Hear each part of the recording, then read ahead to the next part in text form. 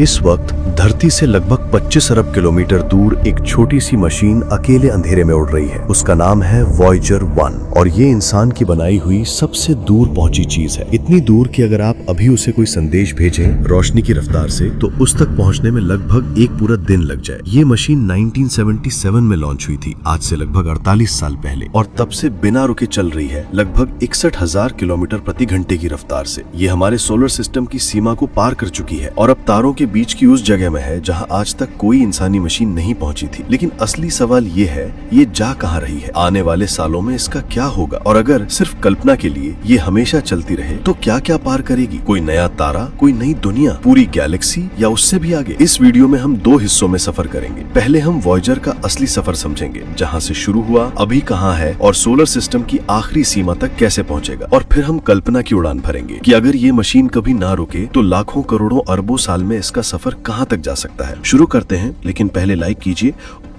Tour को subscribe कीजिए। Voyager की कहानी एक दुर्लभ मौके से शुरू होती है।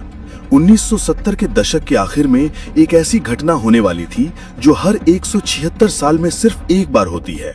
बाहरी प्लैनेट्स यानी जुपिटर, सैटर्न, यूरेनस और नेपच्यून सब एक खास तरीके से लाइन में आने वाले थे।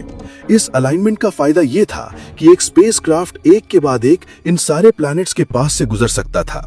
हर प्लैनेट की ग्रेविटी का इस्तेमाल करके अगले की तरफ फेंका जा सकता था। इस तरीके को ग्रेविटी असिस्ट कहते हैं। अगर ये मौका छूट जाता तो अगला 176 साल बाद आता। तो नासा ने इसे पकड़ा और 2 स्पेसक्राफ्ट बनाए, वॉयेजर 1 और वॉयेजर 2। वॉयेजर 2 पहले लॉन्च हुआ 20 अगस्त 1977 को और वॉयेजर 1 उसके 16 दिन बाद। नाम उल्टे लगते हैं, लेकिन वॉयेजर 1 का रास्ता तेज था, इसलिए उसे 1 कहा गया। इन दोनों का मकसद था बाहरी प्लैनेट्स को पहली बार करीब से देखना, उनकी तस्वीरें लेना, उनके चांद स्टडी करना, उनके मौसम समझना। उस वक्त तक हमने इन प्लैनेट्स को सिर्फ दूर से टेलीस्कोप्स में देखा था, लेकिन इनकी टेक्नोलॉजी आज के हिसाब से बेहद पुरानी थी। इनके तीनों कंप्यूटर्स की कुल मेमोरी सिर्फ 68 किलोबाइट थी, आज के एक साधारण फोटो से भी कम। और इनकी ताकत का सोर्स थी एक न्यूक्लियर बैटरी, जिसे आरटीजी कहते हैं, जो रेडियो एक्टिव मटेरियल के धीरे धीरे टूटने से बनने वाली गर्मी से बिजली बनाती है। ये बैटरी इतनी भरोसेमंद थी कि लगभग 48 साल बाद आज भी काम कर रही है।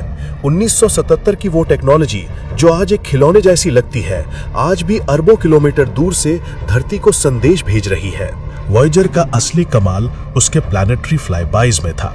वॉयेजर 1 सबसे पहले 1979 में जुपिटर पहुंचा और जो तस्वीरें भेजी उन्होंने दुनिया को चौंका दिया।